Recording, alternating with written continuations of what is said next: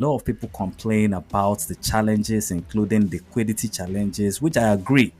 It's one of the biggest traps, it's one of the biggest issues currently in the NGX, especially outside the top tier blue chip stocks. Many of the stocks only trade a handful every day, and it makes it difficult for investors to buy or sell without significantly affecting the price. So let's say someone wants to invest 2 million in a small cap stock. On paper, the stock is cheaper and it's attractive, but in reality, they will struggle to exit or even enter. And this is why liquidity awareness is one of the core features that I built into stock bubbles. It helps users to see the stocks easily.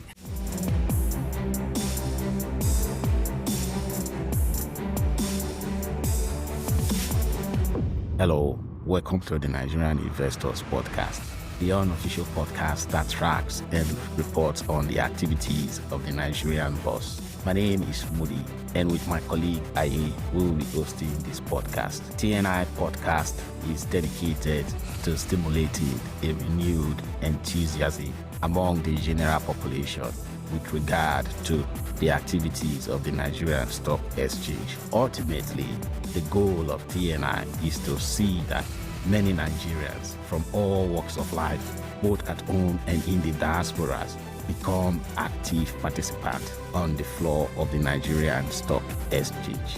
Before we go further, we would like to place on record TNI podcast is solely for educational purposes and not a replacement for professional financial advice. Let's begin.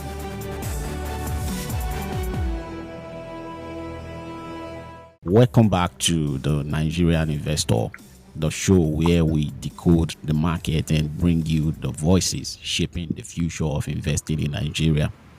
Today, we have a truly fascinating guest in the studio, someone who is changing the way we see the Nigerian capital market quite literally. His name is Toye, the creative force behind stockbubbles.com.ng and the mind behind the fast-growing Twitter handle at stockbubblesng. Now, what makes Toye stand out?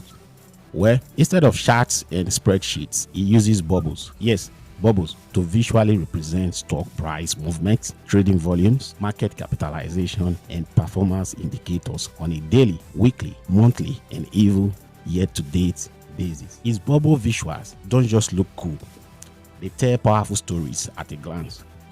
Whether it is spotting the most actively traded stock or identifying key market trends, Toye is giving investors a bold new way to interpret the market in real time. His innovative approach is not only insightful, it is also making investing more accessible for the everyday Nigerian. If you're ready to look at the market through a whole new lens or bubble, stick around. Let's dive into the mind of the man redefining the market data, one bubble at a time.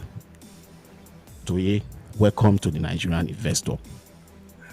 Thank you very much, Mudi. Thank you very much, Aye, for having me on the podcast. It's a very big pleasure to be here. I'm also a follower of your podcast on social media, and I've listened to a lot of podcasts that you've brought out to the public. It's awesome. Well done, guys. Thank you. Thank you. Welcome again to you. I also looked at your bubble chart. I have to say it's a very, very interactive and very unique way to look at financial data. I think it's easy on the eyes. It just helps people to process financial information very, very quickly. And that's a huge advantage, especially this side of the world. So very, very fantastic job. Thank you so much. I really appreciate that. All right. So can you please tell us a bit of your background, where you grew up, what was your early career like, and what eventually sparked your interest in investing in the stock market? Okay. Well, thank you very much, Aye. I have been in different types of profession over the years, but the longest has been as a journalist and as a media personnel.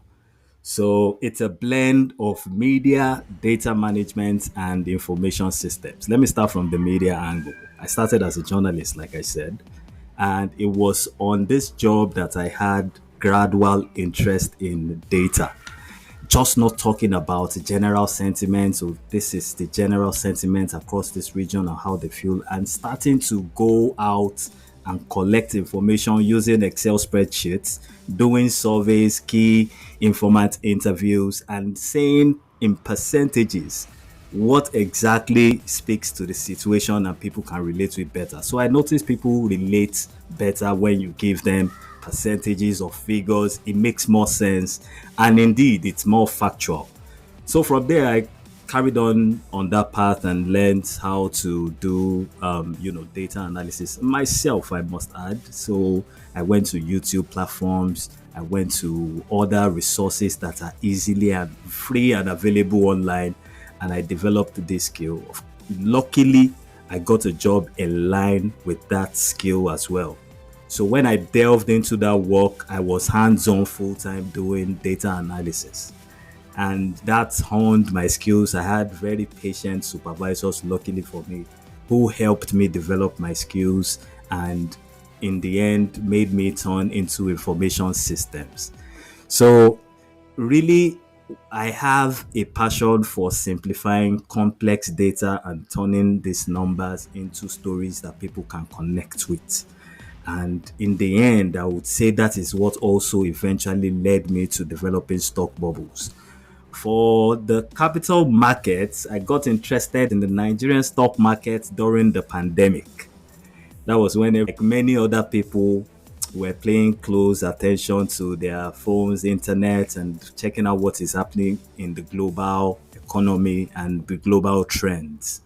So, especially how stock markets responded to the news of, the whole pandemic situation, inflation, government policies, and I turned to the Nigerian stock market, and immediately I noticed there was a difference between what we have in other climes in the US stock markets, which I've been investing in, or in the crypto markets, which I was also exploring at the time. So I noticed there was a limitation of resources where for the average person, market data existed, but it was hard to understand. There was scattered information and it wasn't really timely as at that time. So I started creating my own dashboards, my own visuals, initially for personal use. Me, myself, and my spouse were heavily invested in the market, and that curiosity became a daily routine. And over time, it evolved into what we have today as stock bubbles, which is also still in development, by the way. So thank you. Thank you so much for that. That was quite elaborate. So you started with the stock market in the US and crypto. The question I would like to ask right now is can you share your first investment experience with the Nigerian stock market, the capital market in general? Was it a success or a failure? What were some of the initial challenges you faced? Okay, thank you, Mudi. So I began tracking the NGX seriously around that 2020, like I said, and I was watching the volumes, just for a while to understand what the market is, listening to the news. And what I realized was that I made a lot of mistakes initially.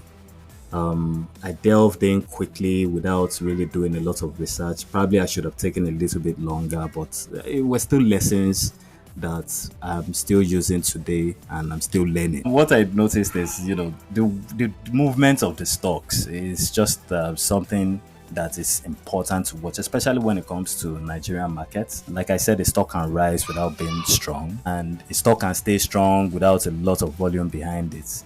When you see some stocks, I'm not going to mention names now, but maybe the stock will trade over 1 billion in value in a day, while smaller cap stocks were barely pushing maybe 200,000 naira in the whole day. But that was when it dawned on me, after making a lot of mistakes, that liquidity really tells the story and not just the price. Because other markets, liquidity was everywhere. Crypto, it's always there. The US markets, it wasn't a problem to sell. So liquidity was something I quickly picked up and realized that it's very important. In the liquid market, there are many buyers and sellers. Trades happen quickly. You can enter or exit a position without much big difference in the buying price, that is the bid price or the selling price, you know. But in the LGX, if you are not experienced and you invest in some certain stocks, you'll notice that there are few buyers or sellers, and then it takes very long for some trades to be executed, and even prices can jump or drop sharply with small trades. So if you see a 10%, it's just a very small trade that has been executed, but the price has jumped.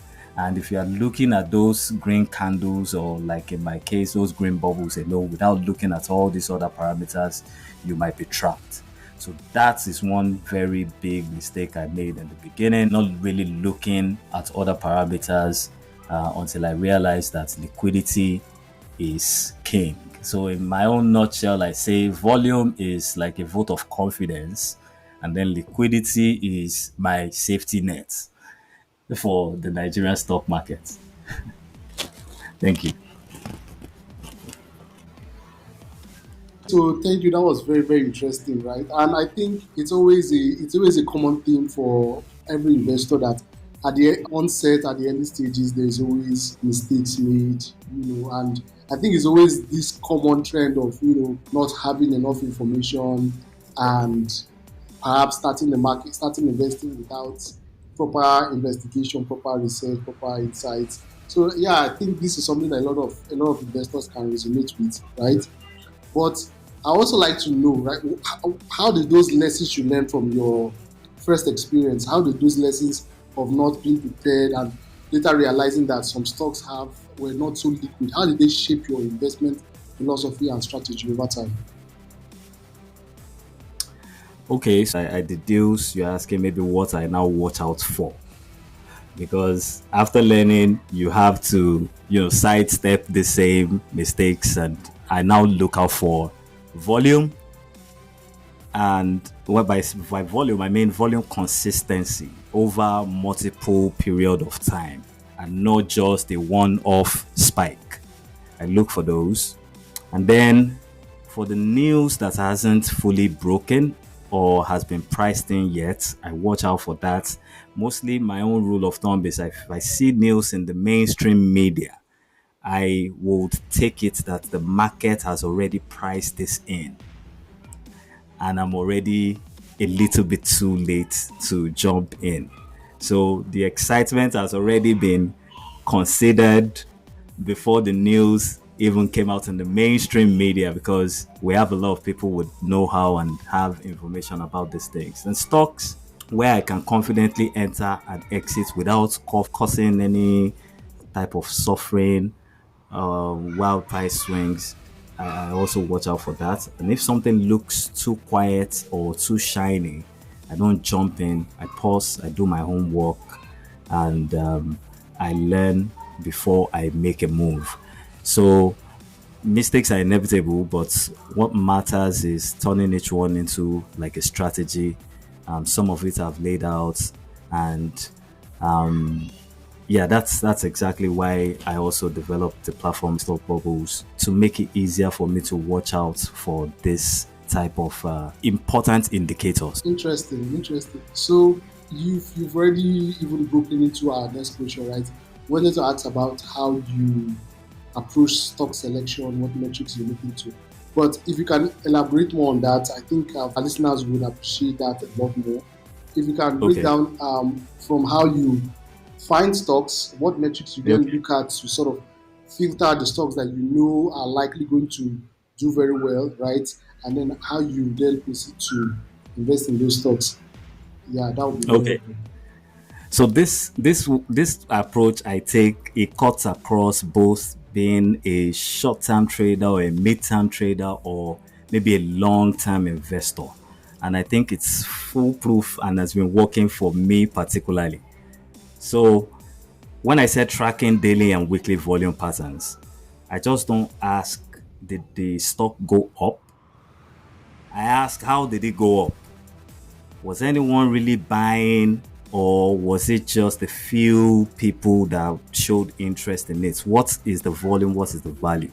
For example, a stock trades 40 million shares on Tuesday, and then 60 million also on Wednesday, and then it closes both days green.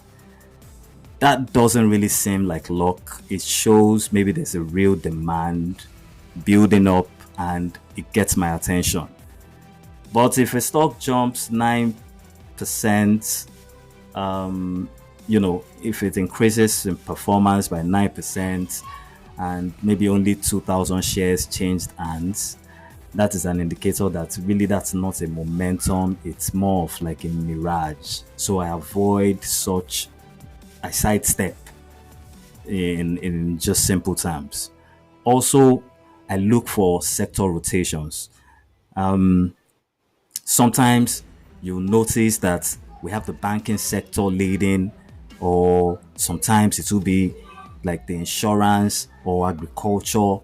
They're just gathering momentum. So when I notice like multiple of these companies in the same sector or industry are appearing to the gainers chart consistently, then I start looking into it. So for 2 days consecutively, it already has my attention. Why are they all moving?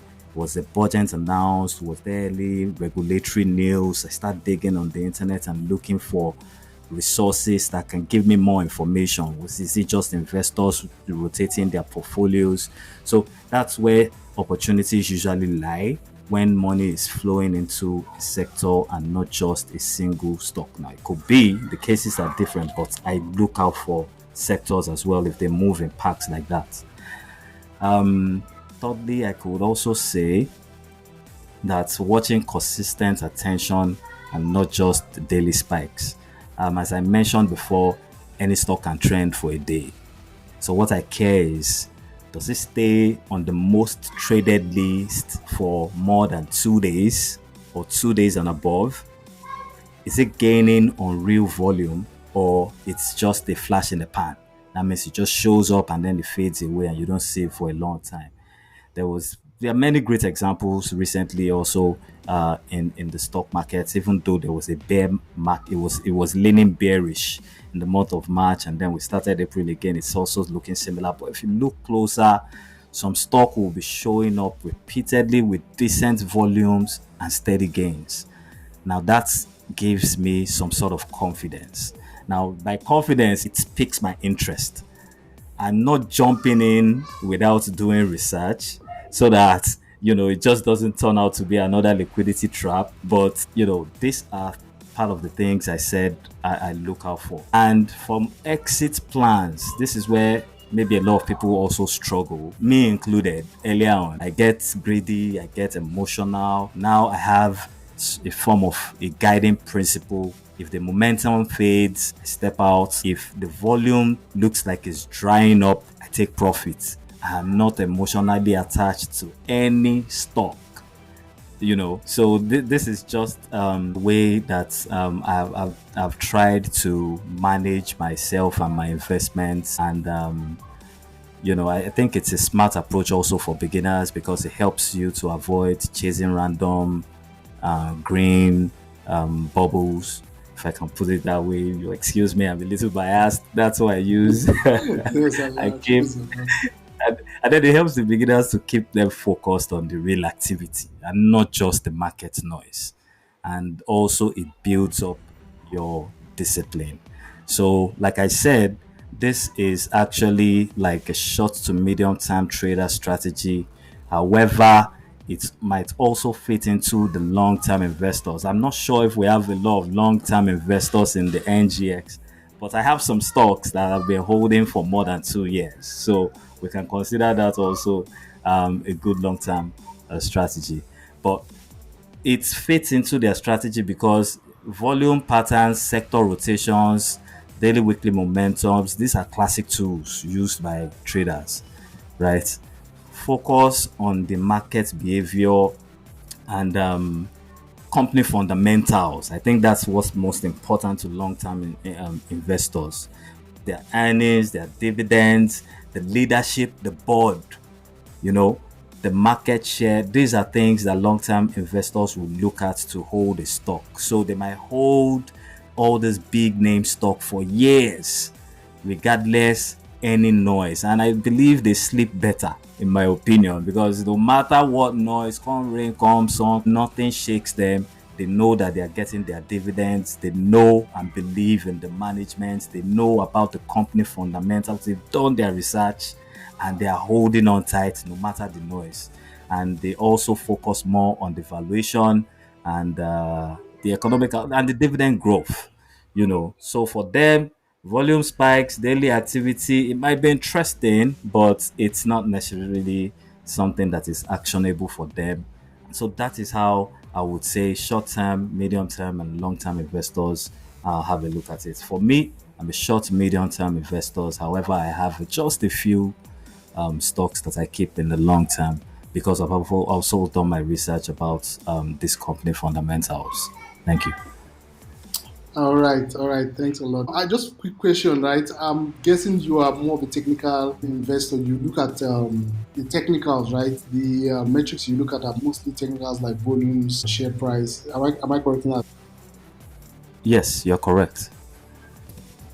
All right. So what then determines how you're going to exit an investment, right? Are there specific red flags you look out for, or are there milestones that you look out for in deciding when you want to exit an investment and cash out and take your profit and run?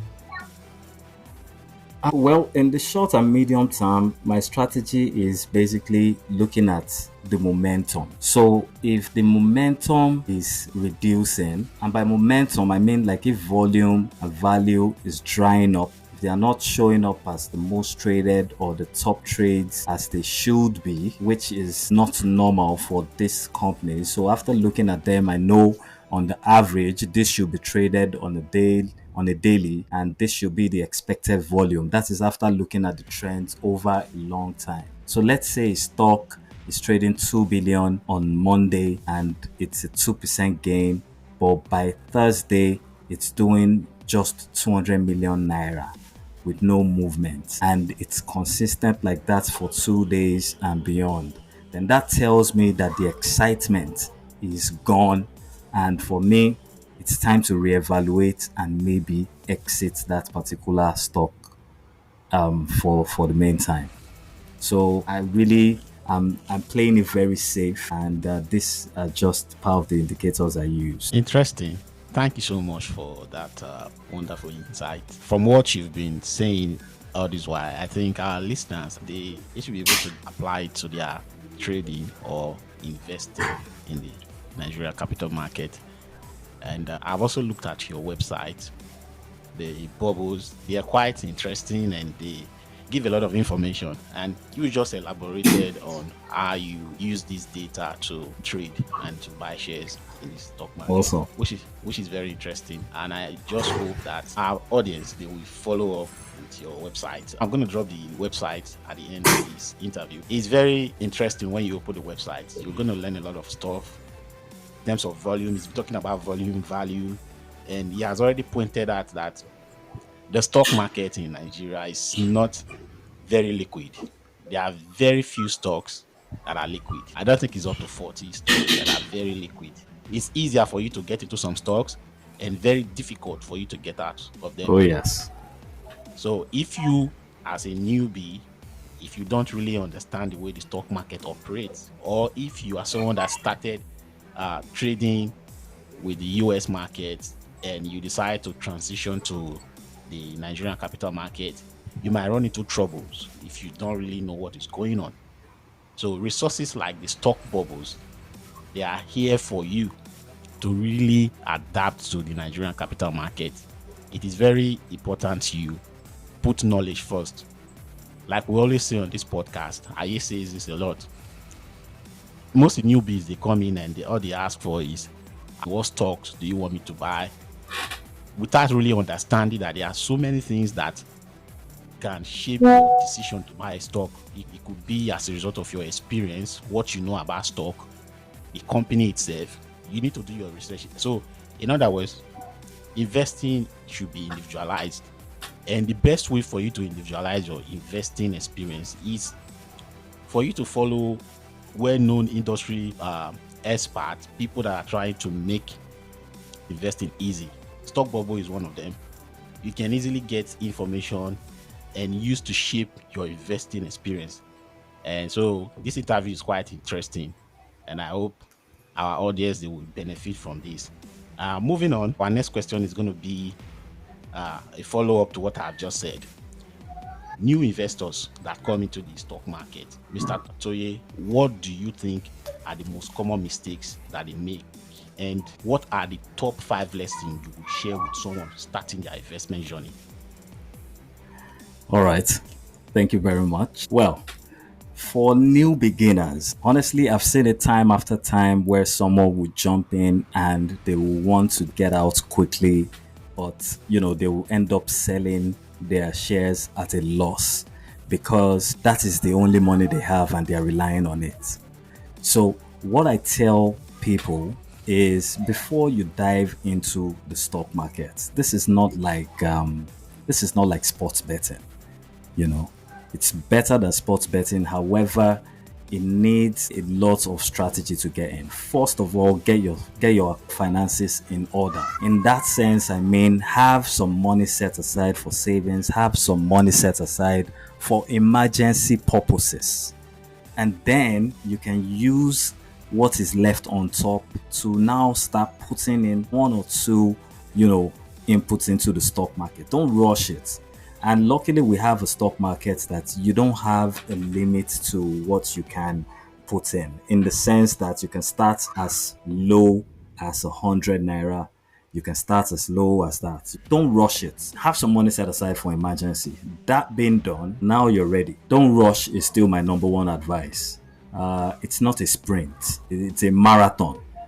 Understand the terrain first. That will save you a lot of stress. Luckily, we are blessed with a lot of people online who dispense knowledge every day free, right? You don't have to spend any money on it. So tell all your pages to always look out for these people. Follow them, declutter your social media so that you don't have a lot of distractions. Social media is a place that you can get distracted easily. Focus on it, follow them, learn the ropes of what the stock market is all about. And then when you start, you can be starting on a solid foundation. Let me just put it that way. When I started, I said I spent a few weeks at first just watching the market, listening to these resources online, following their strategies and watching what they're doing. And that alone was an eye opener. I did not place trades at that time. I was doing my research. I just observed the patterns. I listened to the resources, who showed up consistently in the top gainers, most traded, the top losers list. Those were part of the things I was looking at. I kept it very simple. Now, for beginners, I'm not going to dive into all these technical things, indicators you can also watch out for. Keep it very simple. And tools like Stop Bubbles make it easier for you because you can track these insights in real time and it's visually appealing. I also want to mention that if you're trading, you start with trends and volume. So that means a lot of technical indicators exist, right? A lot of them. But I believe that these are important. Watch out for what stocks are trading actively every day. Are they showing up on that list? Which names have volume rising steadily? Are multiple stocks in the same sector also gaining? This is also a very simplified way in my approach, and that is how I tend to spot some of these stocks that later on get to do very well. And it's not a random thing. When sectors move like that, you know that there's a lot of momentum behind it. Once volume drops or prices starts fading, that might be your cue to reduce your exposure or to exit. So it's all about timing and recognizing the patterns. So for traders, begin by developing the skill of tracking your movements before trying to predict. But maybe you're not here to trade and you want to build your wealth slowly, and that makes a lot of sense. Many people are better suited for long-term investing. And I believe for that kind of approach, you should focus on companies with proven fundamentals. That means these companies have consistent earnings. You should listen to Nigerian Investors podcast for that particular podcast on how to actually read the company's earnings. That's also very helpful. and a lot more. Their dividends, their market presence, good governance, all this parts of the company's fundamentals. So you're looking for companies with proven fundamentals as a long timer. Also, you can use different type of platforms to follow up with the trends in the market. And I'm not going to mention, but there are lots of them out there, and you can use them to make sure you're monitoring the market and entering when the volume picks up or when the stocks dip due to general market mood. You can see it, so you're monitoring and you're looking at it. And then you ignore the daily noise. A 1% drop, a 10% drop. Luckily, the NGX is fashioned in a way that you can only have a 10% drop every market day. So it's not like other markets where you have like 20% or there's no cap to what poorly the stock can perform in a day. It's capped at 10%. So this drop should not really cause any panic. And if you have chosen a fundamentally sound company, then you shouldn't really worry about all that. So for big name companies in the NGX, they usually don't trend, but for long-term holders, they've provided value through their dividends and steady appreciation of their prices. So whether you trade daily or you invest for years, the market rewards anybody that is paying attention. Start small, build your confidence by tracking what moves and why it's moving. So, like I said, every green day has a backstory. Every red bubble also has a reason. Your job is to learn the rhythm, why it's happening, and not chase the outcome. And with time, you'll find your path, you'll find what works for you, and use those monitoring platforms to help you stay on track, and you'll be fine. Excellent, excellent. I like that you've broken this down into very healthy steps that young investors and newbies can take into, especially when you mentioned before you approach the market, steps you need to take, save money, have a rainy day fund.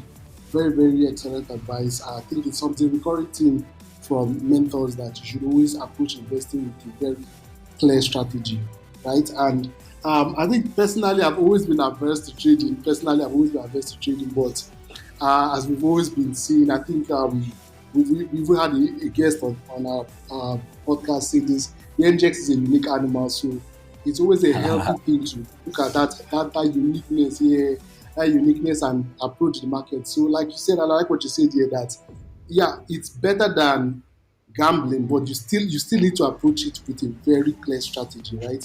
Observing those patterns and using those patterns to figure out that is if you're going to trade, using those patterns to figure out how you're going to place yourself is very, very healthy for young investors, right? So I know a lot of young investors they think it's an automatic thing, just put money in and you're making money. But I'm hoping that our young listeners, as they're paying attention to this, you can also hear this from a trader that no, it's not that quick, it's not that fast. There's still a lot of work that has to be done in for you to capture and make good quality trades in the market. I think we can also now move on to what resources you have at your disposal that you use to sort of gain insight and improve your trades on the market, right? Are there books you read? Are there resources that you have access to? Are there tools that you use? If you can share that, that would be very, very interesting for our listeners as well.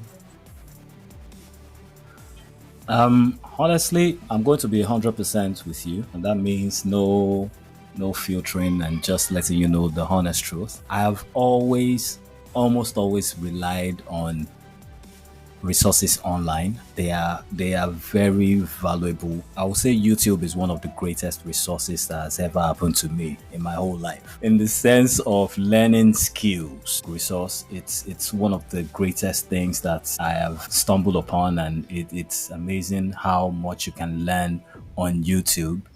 Yeah. So yes, I have books that I have read. Latest one, which is Let's Talk About Money, that is from Kalu Aja. However, it's not tailored just to Nigerian market. It also has a lot of US market and how to just be financially prudent and plan your financial journey very well.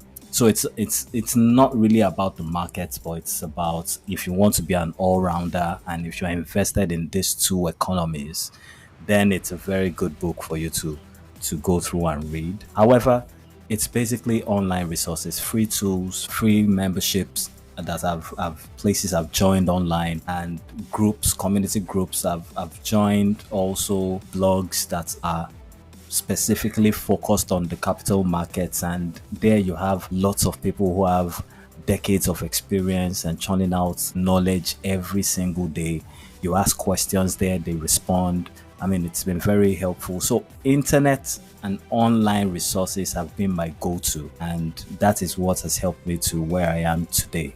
And not just about the financial or capital markets, building knowledge in that, but also personal growth in the sense of my career and data, and learning how to, just be a better person in general. So I'm sure this is not big news to you, but this is what I've been relying on. That's very interesting. Thank you for that. Like we always try to encourage newbies because this podcast, our focus is really on the new people coming into the stock market, and our vision is to see that so many Nigerians they get involved in the stock market. Because if you look at the land, you look at the country as a whole, financial literacy is very low. And one of the best ways to encourage financial literacy is through this medium, and by bringing people like you with experience to share with them so that they can really follow that path. Talking about YouTube, YouTube is one of the best invention to ever happen to mankind.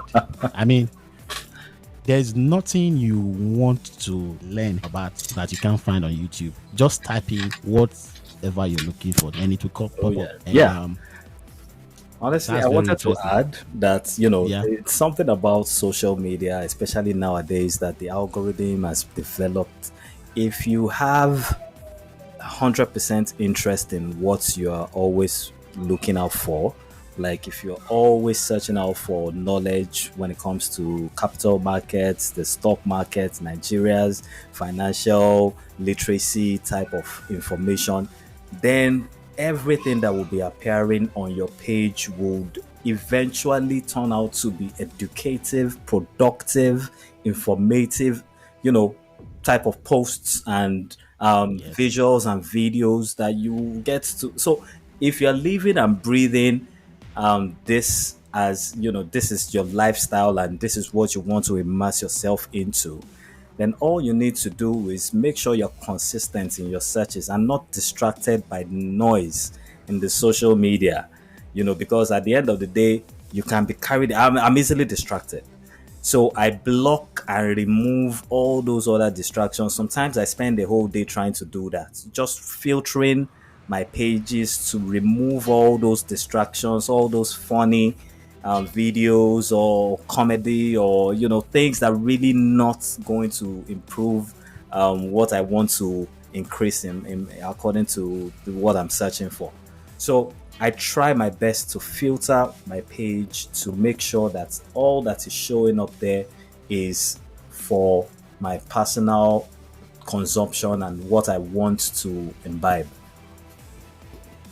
that's true. Thank you for that. And that's what I really hope many new investors in Nigeria will really follow. Because the best way to develop yourself when it comes to financial literacy is to have the determination to change your story. Modi, and I think this is on our. Sorry to cut you off there, right? No, no, no, it's fine. Yeah, this is another common theme that we keep saying on this podcast, and we've always guests come on this podcast and they always say this. Resources are out there and they are free. Yes, some resources require you to pay money, but trust us when we say this. What you need to even get started understanding investing is out there and it is free. It is so free that you can even get to the point where you are comfortable to know what to pay for when you need to pay for some of these resources. You are comfortable enough to know which resources are not worth your money and which resources are worth your money. So we always advise newbies out there, don't be worried and don't be scared about where to go to learn about the market, right? It's always a good idea to start small. Yes, there's a lot of scams out there. There's a lot of scams out there. But that's why this podcast exists. That's why people like Toye exist. They exist so that you can at least, your first step should be a good step, should be a right step. You can get free resources, quality resources that you can just use to launch yourself into the market, right? So this is a very, very good opportunity. I think for new business to this, they should definitely hop on this opportunity. Go look at the bubbles chart. I really like it. It's very, very interactive. It's very clear the way it's presenting the financial information for new business. You can even from there even start asking questions and getting answers online. So yeah, just wanted to add that in. Thank you very much, Aye, for that. That's very much needed. We keep on talking about this, and we'll keep on doing that because we want a positive change in the lives of so many people in Nigeria. I think there was someone talking about the statistics that there are less than 100,000 Nigerians that are active when it comes to the capital market in a country of 200 million people. It means there is a huge gap. There is a problem with financial literacy. We need to steer ourselves from area of financial illiteracy to one of enlightenment, because that's the only way we can progress as a country. The Yeah. capital market is a place where we can drive the economy of Nigeria. And at the beginning of this interview, Toye said there are so many stocks that are illiquid. One of the reasons why they are not very liquid is because of participation. Where Correct. just 100 persons are participating actively, how do you expect it to be very liquid? How do you expect the volumes to be that large? Look at the US market, for instance. Majority of people in the world, they participate in this US market. So you see the volume movement, you see the volatility, you see the things that you're supposed to see. The liquidity is there because there are a lot of people participating in it. How do we boost participation in Nigeria, bring more people in? That's one of the focus. That's one of the things we're trying to do here at TNI. And I think that's what most people that I've seen online, including stock bubbles, they have been trying to do selflessly without getting anything apart from the satisfaction of trying to change the life of Nigerians positively. All right, moving on. The next question we want to ask you is, do you follow any mentors, any thought leaders, or frameworks that have guided your success? Not really. I follow a lot of people who are veterans in the market, but I wouldn't call them mentors in the sense that I still have to come up with my own conclusion on how the context I am in would guide the decision I make in the end. There are some general rules to the stock market that are out there for you to tap into. Being patient, and then it depends on your strategy. If you're a short term, if you're mid term, if you're long term, there are different ways that you can approach the market. But I gather all this information together from different people, different angles, and I merge them together to make my own conclusion. And that is what has been my guidance. So it's a hybrid situation that is going on with how I learn and how I approach the markets. But in the end, I would say that yes, of course, I go online, and there are certain people I follow that I consistently look up to, and I listen to their approaches, and I use that in the end to come up with some of the approaches and the ways I engage with the markets in the end. So basically, that's it. All right. So thanks a lot. Thanks for sharing that. I think yeah, that's another recurring theme, right? We have a lot of recurring themes in our podcast, right? The NGX is a unique animal, right? So while there are general philosophies around investing, like you mentioned, be patient, and all that, and while you can always have mentors that you can study from, I think when it comes to investing in Nigerian stock market, locally we don't really have a lot of, I would say, mentors that are out there that are very popular. I mean, if you look at the foreign stock market, you can just easily mention Warren Buffett, right? But when it comes Oh to yeah. Nigeria, we don't really have that kind of representation. But still, as much as you can gain insight from these mentors abroad, it's always wise to look at things from the Nigerian context. The Nigerian context being The NGX is a very unique animal, so it's always wise to just take what you can from these methods and then just find how it applies to your context, right? So yeah, very very good insight. So now we are looking at we want to now reflect on the Nigerian stock market. How has the Nigerian stock market evolved over the decades? How, from your observation, has the market grew over the years, right? From what you knew it used to be to where it is right now, right? And what opportunities and challenges do you think the Nigerian market presents compared to other stock markets? Okay. First of all, there is a disclaimer. I started investing in the Nigerian market in 2020. So I am not considered as like a long term someone who has been invested in a very long time. Because I know there are a lot of people who have about 20 years experience in the Nigerian market, and considering this, let me just share with you my 2 cents. I know the Nigerian market is young. I might be mistaken, but I think the stock exchange was made formal in 1977 thereabouts. So we can really not compare what we have now to, for example, the New York Stock Exchange. You know, this New York Stock Exchange has been around since the 1700s, about 1792 or thereabouts. So over 200 years old, you know. So we're still young in market terms, but we're maturing. That's my overview of the market. A lot of people complain about the challenges, including liquidity challenges, which I agree. It's one of the biggest traps, it's one of the biggest issues currently in the NGX, especially outside the top tier blue chip stocks. Many of the stocks only trade a handful every day, and it makes it difficult for investors to buy or sell without significantly affecting the price.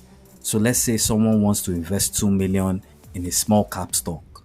On paper, that's 2 million, or the stock is cheaper and it's attractive, but in reality, they will struggle to exit or even enter without moving the price 10%. You understand what I mean? So it's risky. And this is why liquidity awareness is one of the core features that I built into stock bubbles. It helps users to see the stocks easily. And you were right about participation affecting this. If we have more people invested in the market, these small cap companies who are very solid setup, but because of the low participation, we have this liquidity issue. And then there are some other issues around delayed disclosures, which I've been hearing a lot about, especially recently. You know, it's part of the things that still follows it haunts the NGX, if I can put it that way. In the developed markets, we have companies that they have strict timelines, and all the companies must adhere, releasing their quarterly reports and updates in time. On the NGX, you have delays, and it's still common till today. I am sorry to say some companies file earnings even months after the deadline has been passed. So in my opinion, this is not good. It creates an uneven playing field. The investors or traders do not know what's going on behind the scenes. They cannot accurately assess the value or the performance of the company. So some of the stocks are they are traded based on speculations rather than real data that they can see. So these delays and uncertainty keeps many investors not happy or even out of the market. And transparency has also been something I've seen online. You know, I gather sentiments as well, and I see a lot of people that are talking even beyond the delays. Some sectors lack real transparency. Part of the things that have been mentioned are inconsistent or vague reports. When the financial reports are released, they're vague or limited access to the management updates or the calls that analysts make. Now I know that the NGX tries its best to bridge the gap and make everything transparent, but there are still loopholes and there's still room for improvement. And for investor relations, in terms of communication with this companies also tend to bring this transparency gaps, and it affects confidence as well. So if you can't verify a company's fundamentals and you really can't communicate with them and get feedback, you're essentially just playing like a guessing game. But I believe there's hope. Like I said, we're young, we're growing. There are things that have improved over a while. We have just recently the Investments and Securities Act that has been passed, which I believe is also a big milestone because, amongst other things, it modernizes our market, the regulations, to be precise. It modernizes the regulations, it encourages more transparency and protection for investors, and it opens doors to innovations. So we have digital assets in the offering, we have crowdfunding and more inclusive investing models. And with this kind of reform, I believe we can improve and move the NGX towards the global standards and attract more serious institutional capital. Also, fintech. I've seen a wave. It's a new wave of fintech. It's either you are actually adapting to this new fintech strategies or you fade out. People are not really patient with the analog ways of doing things anymore. They want to have everything at their fingertips and doing, the trading seamlessly. So there's a surge in fintech tools and platforms, stock bubbles included. Although it's a monitoring Yeah. platform only, but it makes data visuals easier to access. It creates like an educational content for first time investors, and it builds more communities around financial literacy. Or that's the goal. Let me just put it that way, because I believe more young people are becoming curious about stocks. We see it every time. People are asking, how can I get into it? What do I do? I'm interested. So a lot of young people are also getting interested, and I believe your platform and many others are coming up to increase the literacy. So they're asking better questions. That's the Gen Zs. They are participating in X spaces. They are also looking at the content that you guys are creating and exploring local equities the same way that they do with crypto. And that is a positive, in my opinion. And so I'm excited about the future. We're entering an era where the stock market participation won't just be for professionals or the boomer generation, or those are fathers generation, or it will be for younger people as well. And with the right tools, the market can become a space for everyone. Everyone. There's space, there's room for everybody. And we have a lot more educational power platforms that are coming up and that are pioneering this by making, the information more accessible out there. It's a selfless service. You guys are putting out all this educational content out there, and it's going to help bring in a lot more people into the market. So platforms that teach you how to trade, it's definitely going to help. And real-time analytics that explains why there's a platform, or there's a policy shift, or a new dividend payout, breakout after strong volume. All this information will definitely help us to drag in more people into the market. So if I can say, my final thoughts will be that the market of the future won't be about low participation. Again, it won't be about liquid stocks. Will have something as buoyant as what we have in the New York Stock Exchange, and that's the future that I would really like to see for the Nigerian stock market, to be about access, understanding, and a very buoyant community. Thank you. Yeah, so thank you so much for that. Looking at the trends, some of the challenges as well as the opportunities available to everyone that is interested in the stock market in Nigeria. And you've given a very sunset analogy of what is going on and what needs to be changed and what is going on that is good that we need to maintain or improve on. Yes. So, just looking back at your younger self when you started investing, I know you mentioned you started at 2020 during the COVID period. I think that was a very exciting period for a lot of investors. It was a very scary period for those who had been in the market because we saw the market basically go very bullish and very sorry that period. And there was a lot of red. Correct. I know I personally saw my portfolio drop 25%, which I've never witnessed before.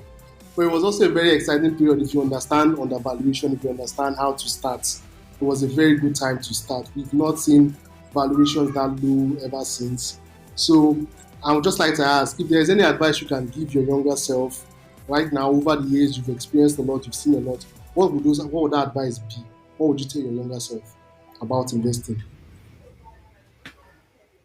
Well, I would have told myself not to be a trader in the sense that I had the mentality coming from the crypto environment of just in and out.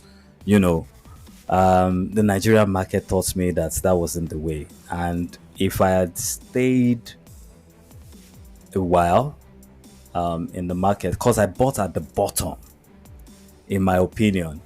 I mean, my portfolio is still doing very well, especially those ones I've kept for a longer time. They're still doing very well. But if I had kept those stocks I bought at the time, I was looking at one stock I bought recently, and the price was so outrageous compared to the price it is now. It would have been like a 10x, you know. And I keep on regretting that. Why really did I? Because I really didn't need to remove this money from the market at the time. I had a lot of time. I wasn't rushing, but I just had that habit of, going in and bringing out 10% is okay. So I would have told myself to have more patience and maybe even invest more in the market than I did. Than I did. Because There will always be regrets. So there will always be regrets and there will always be opportunities. So don't dwell on the regrets, dwell on the opportunities. But we are humans. We will always talk about the regrets, the things we missed. Oh And yes. I also know that hindsight is always 100% correct. And but yeah, during the heat of the moment, when you are trying to place the trade, when you are trying to buy shares, emotions and other things, Exactly. yeah, you have to keep them at bay and try and follow the data. This is what the data says, but Yes. your emotion will tell you otherwise. You have to be very strong-willed for you to follow the data, follow a particular pattern of trading. Yeah. Aya and I, we've always talked about some of the missed opportunities we've had, some of the decisions we've made, not buying on time, holding too long. Oh yes. There are so many regrets. But if we keep dwelling on those regrets, it's not gonna take us anywhere because it's gonna just make us feel bad about ourselves and Oh no, it's not. discourage us. So yeah. And Yeah, and it so helps. It helps with the lessons. So I've learned yes. to be more resilient, more tolerant, and because I know that I've done my research well, so I'm more tolerant now. I'm more. Sometimes I act like a long-term investor, even when I know that I'm going to pull out. My strategy is to pull out within a short period of time. But when there's a lot of noise, I'm not really shaken because I know that if I hold just a little bit longer, then I'll reap my fruits. So, yeah, it just makes you more Mm. resilient, especially when you have missed opportunities. Yeah, so I was going to say, whether you like it or not, everybody always tends to pay school fees to the market, right? In one form or the other, we all pay school fees to the market. we all we all have to pay. We all have to look backwards and see that moment of had I known, right? Well, like you Yes. guys have said, right? It's not just about the mistakes made. It's why you carry them forward, right? How you carry yourself forward. Let me say that you can dwell on those mistakes or you can learn from them and get better, right? And what we've seen with successful investors is they tend to get better. That's why they even always have something they would wish they could tell to their younger self. Yeah, Yeah, that's true. correct. That's true. Yeah. So thank you so much for taking our time from your busy schedule to chat with us and to share insights into the capital market in Nigeria. We really appreciate your time here with us. We believe our audience will also appreciate these nuggets that you've dropped here. And I will encourage our audience to follow you on Twitter, and not only just on Twitter. I will also encourage them to visit your website, because your website is very interesting. When you open the website, you get a lot of information, and because you dwell on the particular aspect on the stock market that people don't really look at. They don't look at the volume movement. They don't look at the price. They look at the price movement more to say, but they don't really know what is behind the price movement. Why is this stock moving?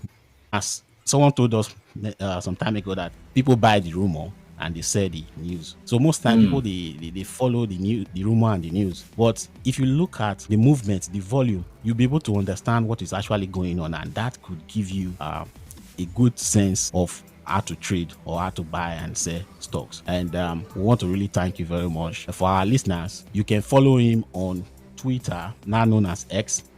His handle is at Stock Bubbles NG. Stock Bubbles NG.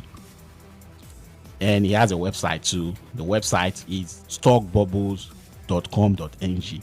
If you open the website, you're going to see a lot of information there. The price movement, the volume, the value for the day, week, month, year to date, year over year, or as we like to call it in Nigeria, year on year. Everything is there. You're going to get a lot of information that could guide you in making better investment decisions. And we want to thank you, Mr. Toye, for coming to share your experience with us on the Nigerian Investor podcast. Thank you so much. Thank you very much. Thank you again for the opportunity, Mudi. I really appreciate it, this chance to share my journey and my thoughts. You have summed it up accurately, and let me just add that Stock Bubble is just getting started. Also, it's a paid service in the sense that I am paying for data from the NGX to get you real-time data and giving it out for free. So we're dedicated to actually expanding the knowledge of new investors and even professionals as well, so that we can all come together and build a greater community and a greater stock market in Nigeria. I'm excited to build a more intuitive, transparent, data-rich market experience for Nigerian investors, and that's what I'll keep doing. Thank you very much, guys. Thanks a lot, Toye. This has been a very interesting podcast. I think our listeners are going to gain a lot from it. Thanks a lot, guys. Thank you, Aye. Thank you, Toye. And if you listen carefully, he's using his own personal fund to ensure that Stock Bubbles gives you very accurate and most recent data. That's a lot, and I understand this could be very costly too. This young man is using his own personal resources, his finances, to make sure that every one of us, we play it safe when it comes to the capital market investing. And I think we should encourage him. The best way to encourage him is to follow him on Twitter. I've given you his Twitter handle, StockBubblesNG, at StockBubblesNG. You need to follow him. You need to visit his website to see what he's doing. I think this is one way of giving him that encouragement to continue to do what he's doing. Thank you so much, Toye. Thank you, Aye. Thank you, our listeners. I will call it a day until we meet again. Don't forget to follow the Nigerian Investor podcast. Have a nice one.